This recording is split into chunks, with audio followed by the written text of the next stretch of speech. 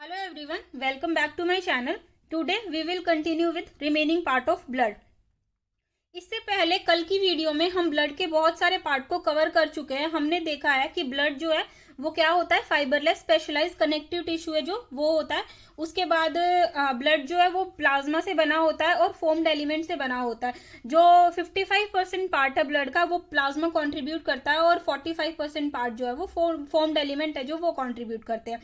Plasma में भी 90 to 92% part जो है वो किसका होगा, वाटर का होगा। उसमें कुछ अमीनो एसिड्स प्रेजेंट होंगे, गैसेस प्रेजेंट होंगी, इलेक्ट्रोलाइट्स प्रेजेंट होंगे, प्रोटीन्स प्रेजेंट होंगे। प्रोटीन्स जो है वो वाटर सॉल्युबल होंगे। Albumin, globulin, fibrinogen. Albumin osmotic balance में हेल्प करेगा, ग्लोब्यूलिन डिफेंस मैकेनिज्म में हेल्प करेगा। फिब्रिनोजन जो है वो इनएक्टिव स्टेट में होगा और फिब्रिन में कन्वर्ट होकर ब्लड क्लॉटिंग करवाएगा। ठीक है, उसके बाद हमने दो स्टेटमेंट्स देखी थी, प्लाज्मा माइनस क्लॉटिंग फैक्टर, मतलब कि प्लाज्मा माइनस फिब्रिनोजन क्या होता है, सीरम होता है। और इसी को हम दूसरे वे में कैसे लिख सकते हैं, blood minus formed element minus clotting factor is called serum. ठीक है, ये दोनों स्टेटमेंट इंपॉर्टेंट है, याद रखिएगा। उसके बाद हमने क्या पढ़ा, फोम्ड एलिमेंट। फोम्ड एलिमेंट कितना पार्ट, 45% पार्ट जो है वो कॉन्ट्रीब्यूट करते हैं ब्लड का। ठीक है, इसके भी तीन पार्ट, इसमें भी तीन टाइप के सेल्स प्रेजेंट होते हैं। एक होते हैं इरिथ्रोसाइट्स जिसको हम आरबीसी बोलते हैं, रेड ब्लड सेल। एक होते हैं ल्यूकोसाइट्स जिसको हम डब्ल्यूबीसी बोलते हैं, व्हाइट ब्लड सेल्स। और एक होते हैं प्लेटलेट्स। प्लेटलेट्स जो है वो उनको क्या बोला जाता है, थ्रोम्बोसाइट्स बोला जाता है। ठीक है, अच्छा, इरिथ्रोसाइट्स जो है वो 44% पार्ट जो है वो बनाते हैं और 44% पार्ट है जो इरिथ्रोसाइट्स का प्रेजेंट होता है फोम्ड एलिमेंट्स में भी।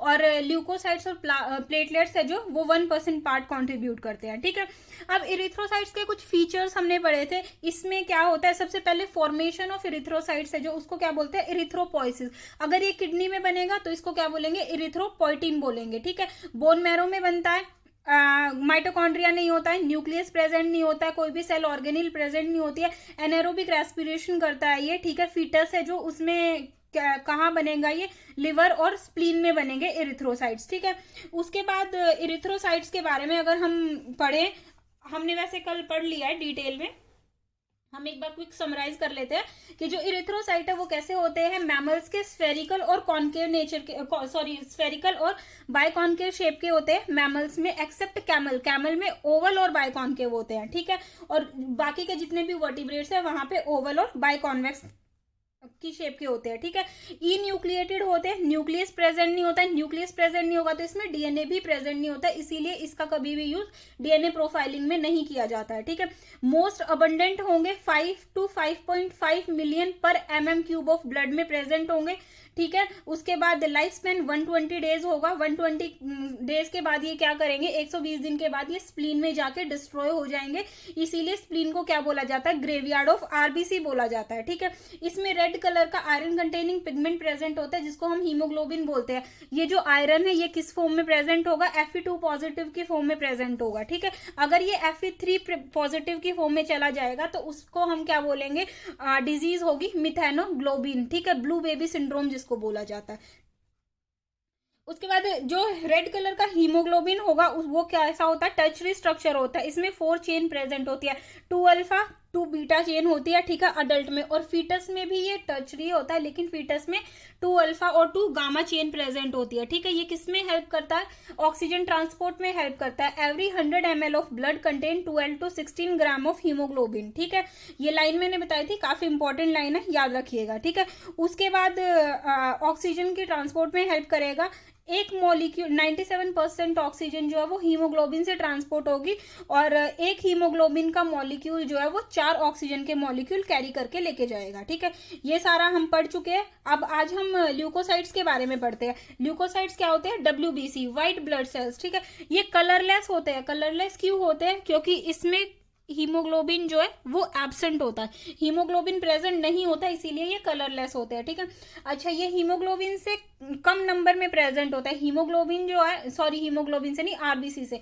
आरबीसी जो है वो 5 to 5.5 मिलियन पर mm³ ऑफ ब्लड में प्रेजेंट था। ठीक है, मतलब 1 mm³ ऑफ ब्लड में 5 से 5.5 मिलियन आरबीसी प्रेजेंट है, लेकिन 1 mm³ ऑफ ब्लड में ओनली 6,000 से 8,000 WBCs ही प्रेजेंट होते हैं, ठीक है। इनका लाइफ स्पेन जो है वो 3 से 4 दिन ही होता है, ठीक है। ये क्या मतलब 10 दिन से कम ही होता है, ठीक है। तो ये इसका लाइफ स्पेन जो है वो 3 से 4 दिन ही होता है और मैक्सिमम 10 दिन होता है, 10 दिन से वैसे कम होता है, ठीक है। उसके बाद ये कैसे होते हैं, कलरलेस होते हैं क्योंकि इसमें हीमोग्लोबिन प्रेजेंट नहीं होता। और ये क्या करते हैं, इम्यूनिटी प्रोवाइड करते हैं, इम्यूनिटी प्रोवाइड करते हैं, ठीक है। WBC जो है वो इम्यूनिटी प्रोवाइड करते हैं, शॉर्ट लीड होंगे, ठीक है। अब ये क्या करेंगे, इनमें एक प्रॉपर्टी होती है डायापिडेसिस की। WBC जो है ये क्या करेंगे, शो डायापिडेसिस। अब डायापिडेसिस क्या होता है, डायापिडेसिस, ठीक है। डायापिडेसिस क्या होता है, जब भी कोई भी इन्फेक्शन आता है हमारी बॉडी में तो WBC क्या होंगे, स्क्वीज आउट करेंगे, squeeze out blood cavity, sorry squeeze out of capillary. जो हमारी कैपिलरीज होती हैं, वेन्स हो गई, आर्टरीज हो गई, उनको क्या करेंगे, स्क्वीज आउट कर देंगे, ठीक है। और स्क्वीज आउट होके वहां से बाहर निकलाएंगे, ठीक है। तो ये क्या करते हैं, शेप चेंज करते हैं अपनी, इसलिए ये मूवमेंट कौन सी शो करते हैं, अमीबॉइड मूवमेंट शो करते हैं, अमीबॉइड मूवमेंट। अमीबॉइड मूवमेंट क्यों शो करेंगे, क्योंकि ये अपनी शेप चेंज कर लेंगे, अपनी शेप चेंज करके स्क्वीज होके, मतलब बहुत कंसाइज वे में होके, छोटे होके कैपिलरीज से बाहर निकल आते हैं, इसीलिए स्क्वीज का मतलब होता है पिचक जाना, ठीक है। तो ये पिचक के मतलब के कम अमाउंट अपना साइज छोटा करके और ये कैपिलरी से बाहर आ जाते हैं, तो इसीलिए अमीबॉइड मूवमेंट शो करते हैं। अमीबॉइड मूवमेंट क्यों बोला, क्योंकि अमीबा भी है जो वो भी अपनी शेप चेंज कर सकता है, इसीलिए अमीबॉइड मूवमेंट बोला, ठीक है। अब इसमें ल्यूकोसाइट्स में क्या आता है, ल्यूकोसाइट्स के भी दो पार्ट होते हैं, एक होता है ग्रैन्युलोसाइट्स, एक होता है एग्रैन्युलोसाइट्स, ठीक है। ग्रैन्युलोसाइट्स जो है उसमें क्या होंगे, न्यूट्रोफिल्स आएंगे, बेसोफिल आएंगे और ईस्नोफिल्स आएंगे। न्यूट्रोफिल जो है वो 60 to 65% पार्ट जो है वो कवर करेंगे, बेसोफिल जो है वो 0.5 to 1% पार्ट कवर करेंगे और ईस्नोफिल्स जो है वो 2 to 3% पार्ट कवर करेंगे, ठीक है। मैंने कल एक ट्रिक भी बताई थी इसकी, NLMEB डायरेक्ट भी याद कर सकते हो या फिर नेवर लेट मंकी ईट बनाना, ऐसे भी याद कर सकते हो, ये लिखी हुई है यहाँ पे, नेवर लेट मंकी ईट बनाना। सबसे ज्यादा क्या होंगे, न्यूट्रोफिल, उसके बाद ल्यूकोसाइट्स, उसके बाद मोनोसाइट्स, उसके बाद ईस्नोफिल्स एंड सबसे कम बेसोफिल्स। ऐसे अरेंज कर सकते हो ऑर्डर में। मोस्ट अबेंडेंट होंगे न्यूट्रोफिल्स, ठीक है। न्यूट्रोफिल्स जो है वो क्या काम करते हैं, न्यूट्रोफिल्स है जो मोस्ट अबेंडेंट होंगे, ठीक है। और ये कैसे नेचर के होते हैं, फैगोसिटिक नेचर के होते हैं, फैगोसिटिक नेचर के क्या होते हैं, जब भी कोई फॉरेन एजेंट आएगा हमारी बॉडी में, एंटर करेगा, किसी चीज का इन्फेक्शन हुआ, ठीक है, तो ये उसको डिटेक्ट करेगा। और फैगोसाइट का मतलब होता है खा जाना, ठीक है, और ये उसको क्या करेगा, खा जाएगा, ठीक है।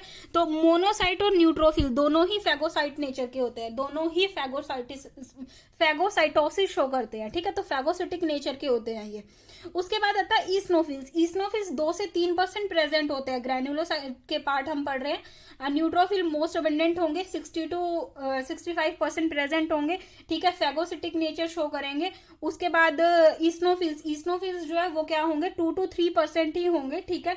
और ये क्या करते हैं, कोई भी एलर्जिक रिएक्शन होगा तो उसको रेजिस्ट करेंगे, ठीक है। कोई भी इन्फ्लामेटरी रिएक्शन नहीं, इन्फ्लामेटरी इसमें नहीं होता, इन्फ्लामेटरी बेसोफिल में होता है, सॉरी। कोई भी एलर्जिक रिएक्शन होगा, अगर हमारी बॉडी में एलर्जिक रिएक्शन हो गया तो ईस्नोफिल काउंट जो है वो इंक्रीज हो जाएगा। जब भी हमारी बॉडी में कोई भी एलर्जिक रिएक्शन होता है तो ईस्नोफिल काउंट इंक्रीज हो जाता है। और ये एलर्जिक रिएक्शन को क्या करेंगे, इन्फेक्शन को रेजिस्ट करेंगे, मतलब कि रोकेंगे, ठीक है। 2 से 3% प्रेजेंट होता है। ईस्नोफिल को हम ऐसे याद रख सकते हैं, ईस्नोफिल ई से शुरू होता है, एलर्जिक में भी ई आता है, ठीक है। एलर्जी को हम एलर्जी की तरह याद कर सकते हैं, एलर्जी बोलो, ठीक है, प्रोनाउंसिएशन उसकी अलग कर लो, एलर्जी याद रखने के लिए, तो वो रिलेट हो जाएगा ईस्नोफिल से एलर्जी। अब आता है बेसोफिल जो है वो क्या कितना प्रेजेंट होता है, 0.5 to 1% प्रेजेंट होता है, सबसे कम अमाउंट में प्रेजेंट होता है। ये क्या करता है, सिक्रीट करता है, हिस्टामिन सिक्रीट करेगा, सेरोटोनिन और हिपैनिन सिक्रीट करेगा। हिस्टामिन जो है वो क्या होगा, हिस्टामिन जो है वो कैसा होता है, वेसोडाइलेटर होता है। वेसोडाइलेटर जो है वो कैपिलरीज जो होती है उनको डायलेट कर देता है, डायलेट कर देता है कैपिलरीज को, ठीक है। और सेरोटोनिन जो है वो क्या होता है, वेसोकॉन्स्ट्रिक्टर होता है, वेसोकॉन्स्ट्रिक्टर, वेसोकॉन्स्ट्रिक्टर होता है। ये कॉन्स्ट्रिक्ट कर देता है, कम मतलब के डायलेशन का मतलब है कि चौड़ी कर देगा, जो कैपिलरीज है उनको चौड़ी कर देगा, ठीक है। और वैसो कॉन्स्ट्रिक्टर का मतलब कॉन्स्ट्रिक्ट कर देगा, उनमें प्रेशर बिल्ड करेगा और वो नैरो हो जाएंगे, ठीक है। और हिपैरिन, हिपैरिन जो है वो anti coagulant, anti coagulant, anti coagulant मतलब के कोएगुलेशन नहीं होने देता, कोएगुलेशन मतलब कि ब्लड की क्लॉटिंग नहीं होने देता है, ठीक है। तो बेसोफिल, जब भी कोई भी इंफ्लेमेटरी रिएक्शन होगी हमारी बॉडी में तो ये क्या सिक्रीट करेगा, हिस्टामिन सिक्रीट करेगा, सेरोटोनिन सिक्रीट करेगा और हिपैरिन सिक्रीट करेगा। हिस्टामिन जो है वो क्या होता है, वैसोडाइलेटर होता है, सेरोटोनिन जो है वो वैसोकॉन्स्ट्रिक्टर होगा और हिपैरिन जो है वो एंटीकोएगुलेंट होगा, ठीक है। अब आता है ग्रैन्युलोसाइट। ग्रैन्युलोसाइट में भी दो आते हैं, एक आता है लिम्फोसाइट, एक होता है प्लेटलेट्स, ठीक है। लिम्फोसाइट्स में कौन से आते हैं, एक होता है बी लिम्फोसाइट्स, एक होता है टी लिम्फोसाइट्स, ठीक है। बी लिम्फोसाइट्स जो है वो बनते भी बोन मैरो में है, बनते भी बोन मैरो में है और मेच्योर भी बोन मैरो में ही होते हैं, ठीक है। ये बनते भी बोन मैरो में और मेच्योर भी बोन मैरो में होते हैं। लेकिन टी लिम्फोसाइट जो है वो बनते तो बोन मैरो में है, बनते तो बोन मैरो में है, लेकिन मेच्योर कहाँ होते हैं, थाइमस में होते हैं, ठीक है। ये एंटीबॉडी सिक्रीट करते हैं, ठीक है। लिम्फोसाइट्स जो है वो एंटीबॉडी सिक्रीट करते हैं। तो क्या है, दो टाइप के होंगे, एक होगा बी लिम्फोसाइट, एक होगा टी लिम्फोसाइट, ठीक है।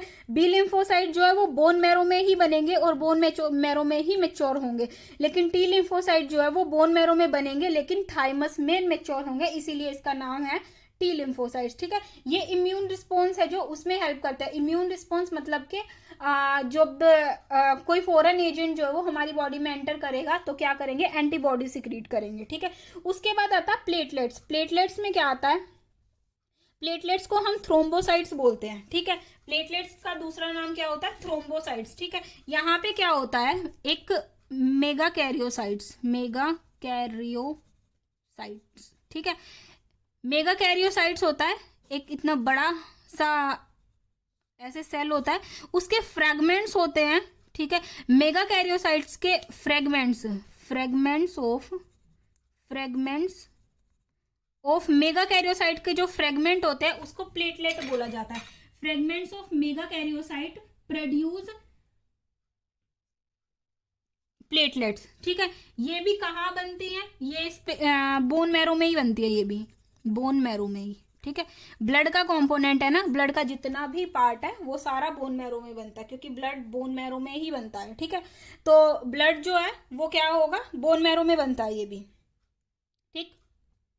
और ये किस में हेल्प करता है, कोएगुलेशन ऑफ ब्लड। जब हमें चोट लग जाती है, ठीक है, तो ब्लीडिंग कंटिन्यू नहीं होती है, थोड़े टाइम तक ब्लीडिंग होगी, उसके बाद उस पर स्कम आ जाएगा और वो ब्लीडिंग जो है वो रुक जाएगी, ठीक है। तो वो क्या होता है, ब्लड क्लॉटिंग, ठीक है। कोएगुलेट, ब्लड जो है वो कोएगुलेट हो जाता है। वो हम अभी टॉपिक आएगा कोएगुलेशन ऑफ ब्लड का, कैसे आता है, कैसे प्लाक बनता है, कैसे फिब्रिन जो है फिब्रिनोजन है जो वो फिब्रिन में कन्वर्ट होगा, थ्रोम्बिन, प्रोथ्रोम्बिन, थ्रोम्बोकाइनेज, ये सब हम पढ़ेंगे, ठीक है। तो कैसे प्लेटलेट जो है वो प्लाक बना के हेल्प करेंगी। और प्लेटलेट का काउंट जो है वो कितना होता है, 1.5 लाख टू 3.5 लाख पर mm³ ऑफ ब्लड,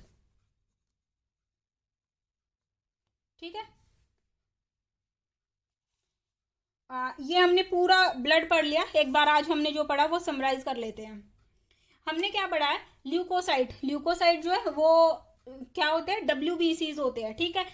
इसके दो पार्ट होते हैं, एक होता है ग्रैन्युलोसाइट, एक होता है ए ग्रैन्युलोसाइट। ग्रैन्युलोसाइट में कौन आएगा, न्यूट्रोफिल, बेसोफिल, ईस्नोफिल। न्यूट्रोफिल सबसे ज्यादा अबंडेंट में प्रेजेंट होंगे, बेसोफिल सबसे कम अबंडेंट में प्रेजेंट होंगे, ठीक है। और ईस्नोफिल 2 से 3% प्रेजेंट होंगे। उसके बाद लिम्फोसाइट्स एंड मोनोसाइट्स, ठीक है। लिम्फोसाइट्स जो है वो क्या होगा, 20 to 25% प्रेजेंट होंगे। और मोनोसाइट्स के बारे में नहीं पढ़ा हमने, मोनोसाइट्स भी पढ़ लेते हैं, सॉरी, मोनोसाइट्स मोनोसाइट्स जो है वो क्या होंगे, कितने प्रेजेंट होते हैं, 6 to 8% प्रेजेंट होते हैं, और ये क्या करते हैं, फेगोसिटिक नेचर के होते हैं ये भी, ठीक है। इनका लार्ज स्फेरिकल न्यूक्लियस होता है। अभी हम न्यूक्लियस पढ़ेंगे, लार्ज स्फेरिकल न्यूक्लियस होगा, हम डायग्राम देखेंगे तब न्यूक्लियस पढ़ेंगे। मोनोसाइट जो है वो 6 से 8% में, और ये भी फेगोसिटिक नेचर भी शो करते हैं। फेगोसिटिक नेचर शो करते हैं मतलब कि जब भी कोई फॉरेन पार्टिकल आएगा उसको डिटेक्ट करेगा और खा जाएगा, ठीक है। तो न्यूट्रोफिल और मोनोसाइट दोनों फेगोसाइटोसिस शो करते हैं, दोनों फेगोसिटिक नेचर के होते हैं, ठीक है। हम दोबारा स्टार्ट करते हैं। ल्यूकोसाइट, ल्यूकोसाइट्स में कौन आएगा, ग्रैनुलोसाइट। ए ग्रैनुलोसाइट है जो, उसमें लिम्फोसाइट्स और मोनोसाइट्स। ग्रैनुलोसाइट्स में न्यूट्रोफिल, बेसोफिल, ईस्नोफिल। न्यूट्रोफिल जो है वो मोस्ट अबंडेंट प्रेजेंट होते हैं और ईस्नोफिल कम क्वांटिटी में प्रेजेंट, सॉरी बेसोफिल जो है वो सबसे लीस्ट क्वांटिटी में प्रेजेंट होते हैं। न्यूट्रोफिल जो है वो फेगोसिटिक नेचर शो करते हैं। ईस्नोफिल जो है वो रेजिस्ट करेगा इन्फेक्शन और एलर्जिक रिएक्शन को, ठीक है।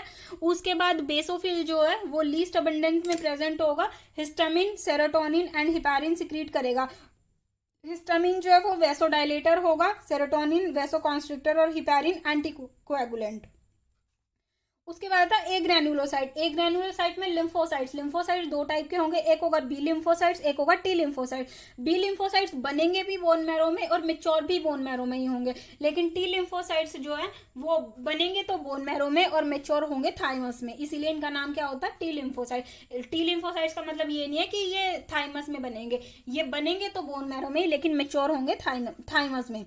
उसके बाद ये रिस्पॉन्सिबल होते हैं किसमें, इम्यून रिस्पॉन्स में। कैसे एंटीबॉडीज सिक्रीट करते हैं वो हम दूसरे चैप्टर में पढ़ेंगे, जहाँ एंटीबॉडीज का पूरा कॉन्सेप्ट होगा, वहाँ ये कैसे वर्क करेंगे, T helper cell, B cell कैसे काम करेंगे, humoral immunity, cell mediated immunity, ये हम उसमें पूरा देखेंगे।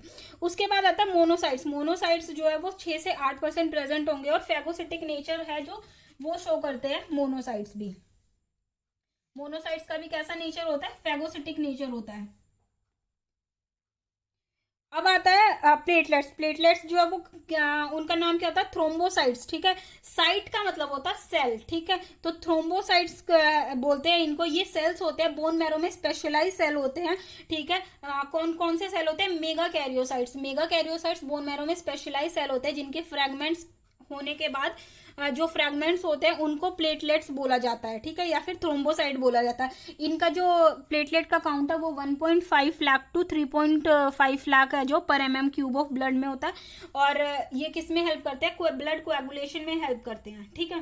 किस में हेल्प करते हैं, ब्लड कोएगुलेशन में हेल्प करते हैं, ठीक है। अब दो चीज हम पढ़ते हैं, एक है व्हेन क्लॉटिंग इज पुअर। अगर क्लॉटिंग नहीं होगी हमारी बॉडी में तो क्या होगा, एक्सेसिव ब्लीडिंग, ठीक है। अगर क्लॉटिंग इज एक्सेस,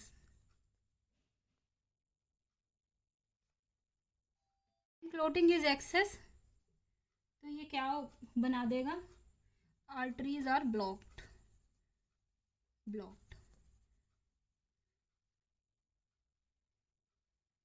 अगर क्लॉटिंग जो है वो पुअर होगी तो बहुत ज़्यादा ब्लीडिंग होगी हमारी बॉडी में, और अगर क्लॉटिंग जो है वो बहुत ज़्यादा हो जाएगी तो आर्टरीज जो है वो ब्लॉक हो जाएंगी। This is all about blood. Blood में और कुछ ऐसा बचा नहीं है अभी भी,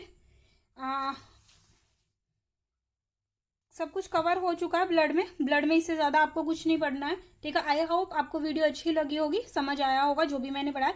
इसमें थोड़ा सा मेमोरेबल पार्ट थोड़ा सा ज़्यादा है, और डायग्राम इसके हम ना नेक्स्ट वीडियो में देखेंगे। इनके जो डायग्राम्स है, न्यूट्रोफिल, ईस्नोफिल, बेसोफिल, लिम्फोसाइट्स, प्लेटलेट्स, इनके डायग्राम हम नेक्स्ट वीडियो में देखेंगे। अभी मेरे पास डायग्राम अवेलेबल नहीं है, तो मैं नेक्स्ट वीडियो में फिर से एक बार रिवाइज करके डिस्कस करूंगी और इसके डायग्राम देखेंगे, ठीक है। आई होप आपको वीडियो अच्छी लगी होगी। अगर वीडियो अच्छी लगी है तो subscribe the channel, like the video और आगे शेयर करिए वीडियो को।